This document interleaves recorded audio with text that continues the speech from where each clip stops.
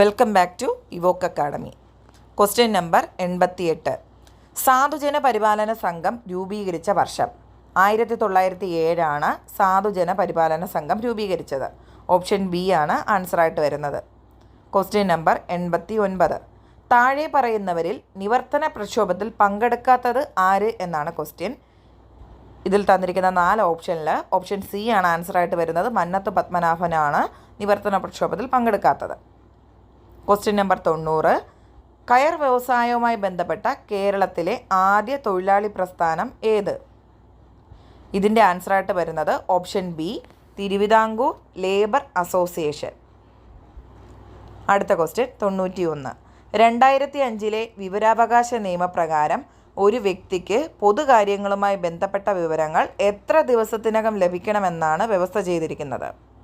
ഇതിൻ്റെ ആൻസറായിട്ട് വരുന്ന option A, 30 ദിവസം. അടുത്ത ക്വസ്റ്റ്യൻ 92. ഇപ്പോഴത്തെ ഇന്ത്യയുടെ മുഖ്യ വിവരാവകാശ കമ്മീഷണർ ആര്? ഇതിൻ്റെ ആൻസറായിട്ട് വരുന്നത് ഓപ്ഷൻ സി ആണ്, ഹീരാലാൽ സമാറിയ ആണ് ഇതിൻ്റെ ആൻസറായിട്ട് വരുന്നത്. അടുത്ത ക്വസ്റ്റ്യൻ 93. 2013 ദേശീയ ഭക്ഷ്യസുരക്ഷാ നിയമപ്രകാരം സംസ്ഥാന ഗവൺമെൻറ്റിൻ്റെ ചുമതല എന്തല്ല? ഇതിൻ്റെ ആൻസറായിട്ട് വരുന്നത് ഓപ്ഷൻ ബി ആണ്. തന്നിരിക്കുന്ന പ്രസ്താവനകളിൽ എയും ബിയും ആണ് അതിൻ്റെ ചുമതലകളായിട്ട് വരുന്നത്.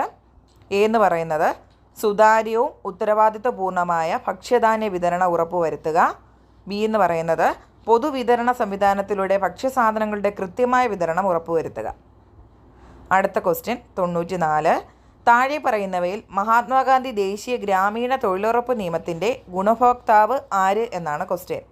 ഇതിൻ്റെ ആൻസറായിട്ട് വരുന്നത് ഓപ്ഷൻ ഡി ആണ്. വീടുള്ള എല്ലാ വിഭാഗത്തിലെയും യുവതിയും യുവാക്കളുമാണ് ഇതിൻ്റെ ആൻസറായിട്ട് വരുന്നത്.